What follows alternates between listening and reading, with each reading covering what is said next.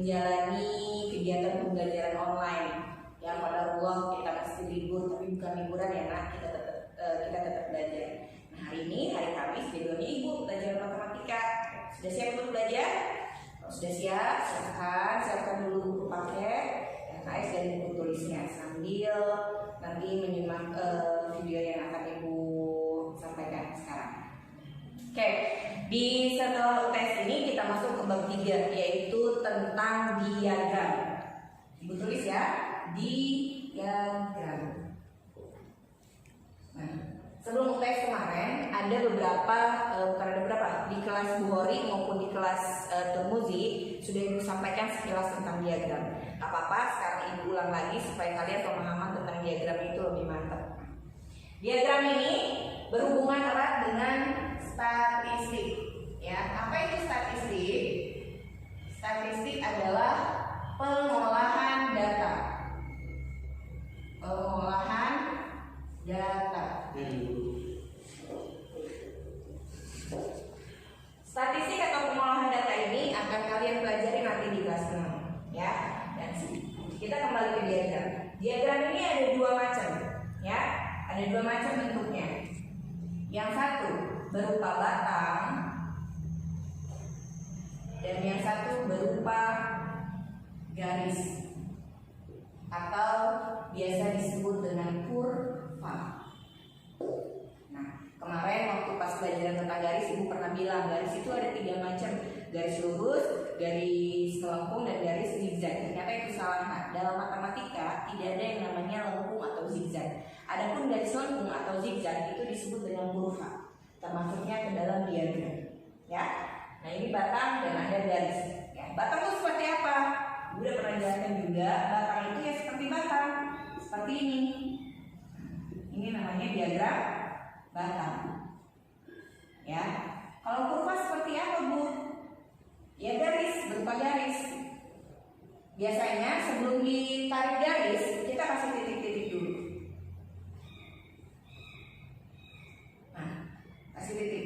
Nah, ini namanya kurva atau garis. Sama menjelaskan kondisi suatu data sebetulnya. Ya, oke.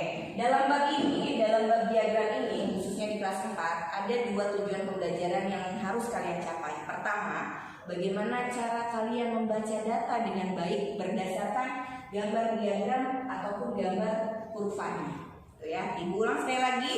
Tujuan pembelajaran pertama adalah bagaimana kalian membaca data dengan baik melalui diagram batang ataupun diagram garis. Yang kedua adalah kalian mampu membuat diagram batang dan diagram garis berdasarkan data yang nanti kalian ketahui. Ya, ada step-stepnya, ada langkah-langkahnya nanti itu Ibu jelaskan. Kemudian sekarang kita masuk ke tujuan pembelajaran yang pertama adalah bagaimana cara kalian mampu membaca data dengan baik, ya, baik berdasarkan diagram batang maupun diagram garis atau kurva. Kita langsung ke latihan soal ya nak ya. Ibu sengaja bawa penggaris supaya kita ngukurnya lebih akurat ya. Kita lihat di halaman 92 mulai dari nomor 10. Kenapa langsung nomor 10? Karena nomor 1 sampai nomor 9 sudah pernah kalian kerjakan sebelumnya. Ini supaya kalian lebih paham saja bagaimana cara membaca data berdasarkan diagram batang atau diagram garis. Come on. Let's check this out. Number 10.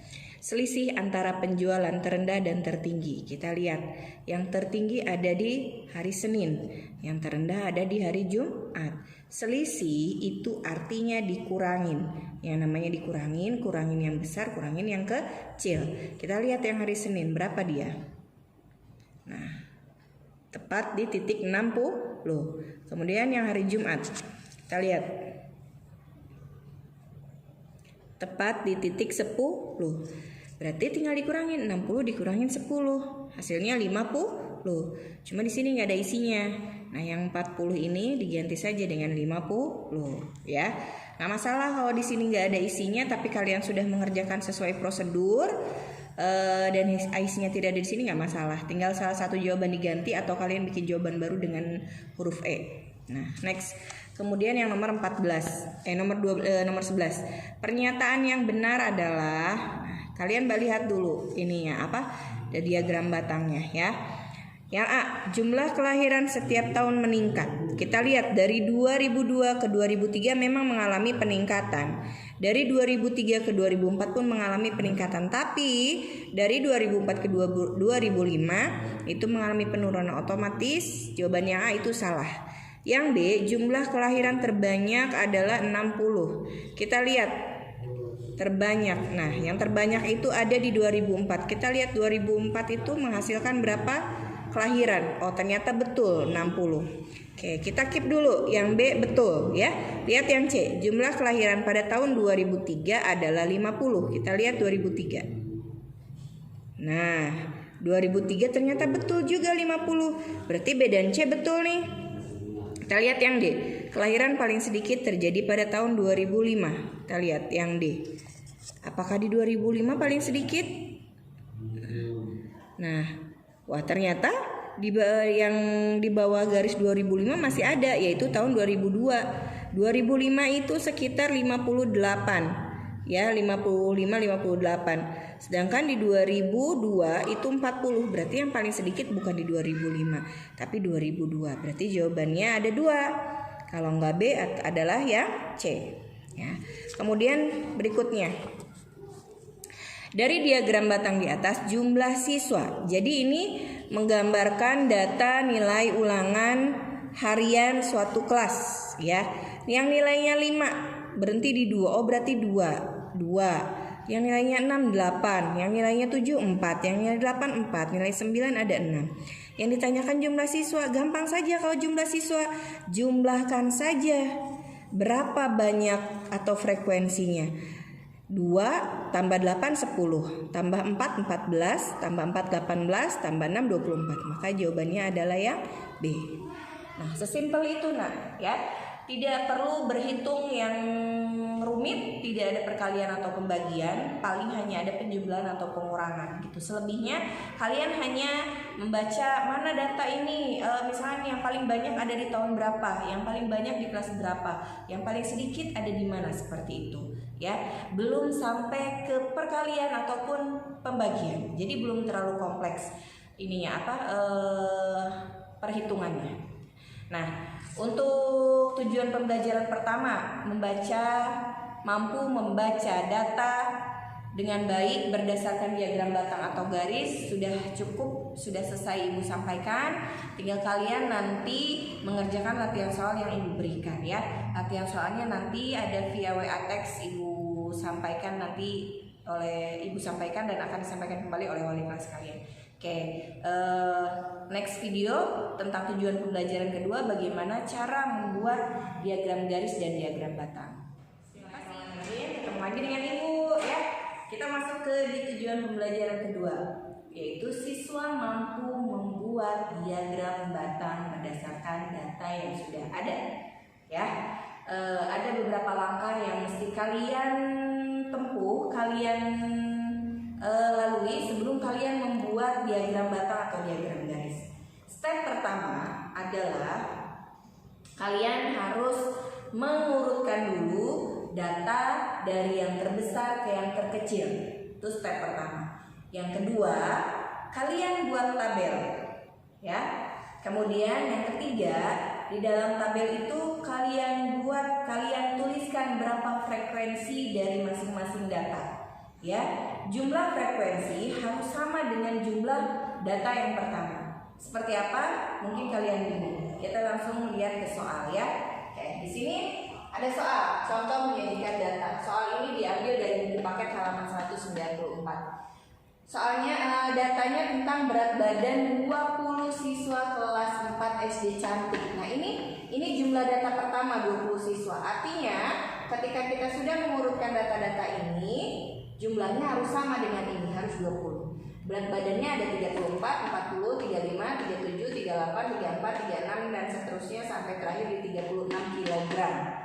Ya, di sini ada beberapa pertanyaan. Sebetulnya beberapa pertanyaan ini sudah mewakili langkah-langkah kalian dalam pembuatan diagram batang atau garis. Ya, kita lihat yang A. Urutkan data berat badan dari yang paling ringan ke yang berat. Ini sengaja sama Ibu ditandain supaya kita menghitung itu nggak susah. Kemudian kita pindah ke sebelah sini ya nak. Kita langsung buat tabel. Kemudian kita urutkan berat badan dari yang terkecil ke yang terbesar, dari ringan ke berat. Paling ringan ada di 33 kilo, paling berat ada di 40 kilo. Setelah 33 ada 34, 35, 36, 37, 38, 39 dan terakhir 40 kilo. Nah, ini adalah contoh bentuk tabelnya. Di sini data berat, turus dan frekuensi. Bu, turus itu apa sih? Turus itu untuk menghitung satuan 33 kilo ini ada berapa sih? Sebelum kita tuliskan dalam bentuk angka, nanti angkanya kita tuliskan di frekuensi. Ya, kita lihat di sini.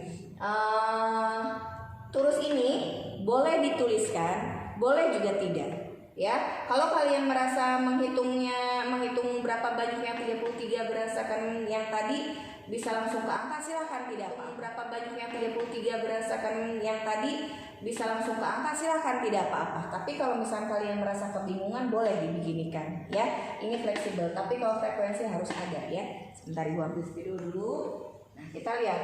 Setelah dihitung, ternyata yang 33 kilo itu ada 2 orang. 34 kilo ada 2 orang, 35 ada 3 orang, 36 ada 3 dan seterusnya. Kita tuliskan ke sini bentuk frekuensinya. 2 3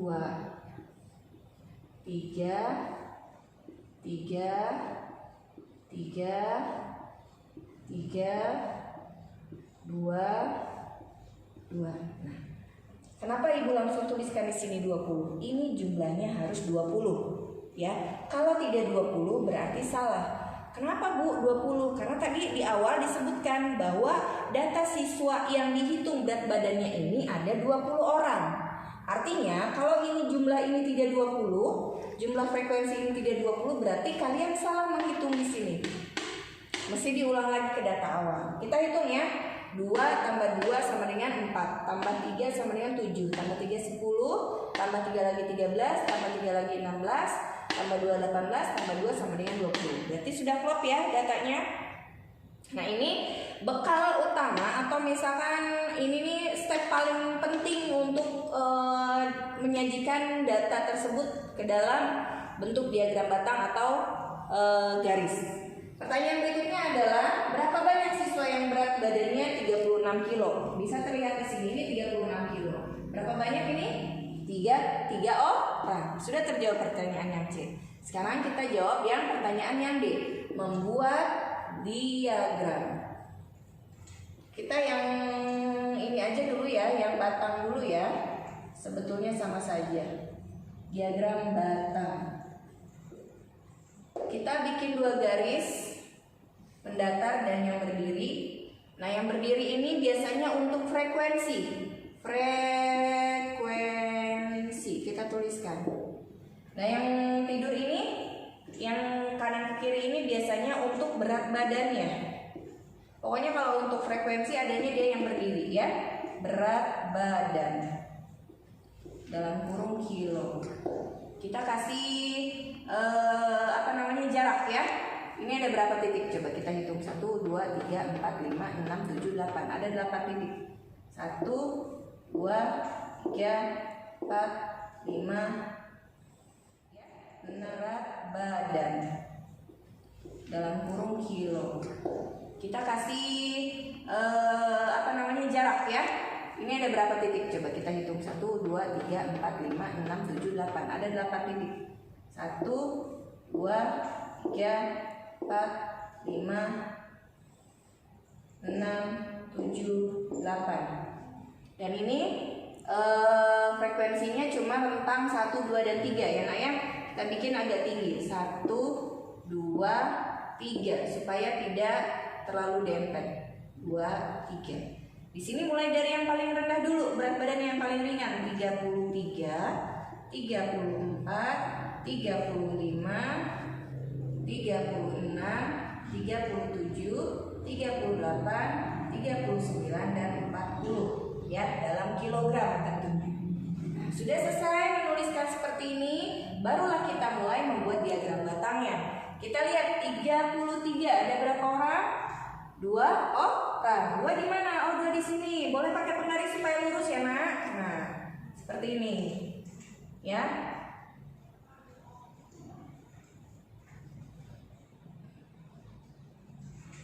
Nah, kita garis ya. Kita garis. Kemudian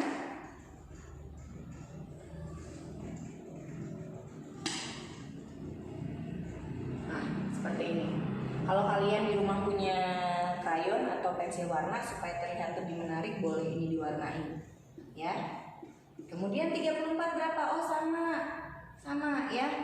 Ibu nggak pakai penggaris supaya lebih cepat ya, Nak. Nah, nanti kalian di rumah supaya rapi pakai penggaris ya. Kemudian yang 35 berapa? 3. Kita di sini ya, 3 itu ya.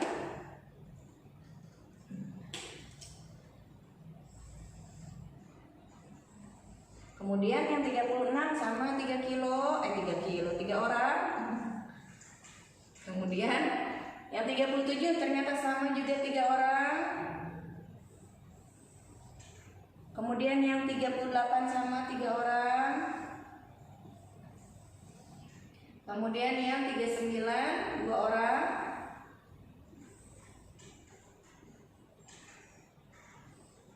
Sama yang 40 juga 2 orang ya. Kurang lebih seperti ini diagramnya ya. Supaya gambarnya terlihat menarik, kalian boleh pakai krayon. 37 ternyata sama juga 3 orang. Kemudian yang 38 sama 3 orang. Kemudian yang 39 2 orang.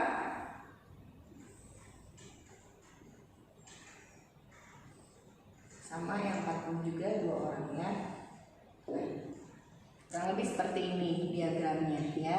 Supaya gambarnya terlihat menarik, kalian boleh pakai krayon atau pensil warna. Ini hanya contoh saja dari Ibu ya. Mudah tidak? Mudah kan? Tidak sesulit yang matematika biasanya, karena memang pada bab ini tingkat kesulitan berhitungnya tidak terlalu sulit, tidak terlalu ada gitu, karena kalian hanya yang dibutuhkan kalian hanya kemampuan membaca data dengan baik. Artinya dengan teliti ya, dibaca datanya dengan baik pasti bisa membuat diagram batang dengan benar seperti itu. Mungkin itu saja yang untuk tujuan pembelajaran kedua, kalian mampu membuat diagram batang dengan benar berdasarkan data yang sudah ada. Mungkin seperti ini saja langkah-langkahnya, tidak ribet, tidak susah. Ibu ingatkan sekali lagi, step pertama kalian harus mengurutkan data dari yang kecil ke yang besar. Itu step pertama. Step kedua, dibuat tabel seperti ini ya, dengan ketentuan tabelnya seperti ini. Khusus untuk turus boleh ada, boleh tidak. Kalau frekuensi dan ini nama datanya harus ada. Nah, setelah terbentuk tabel, baru sajikan ke dalam diagram batang.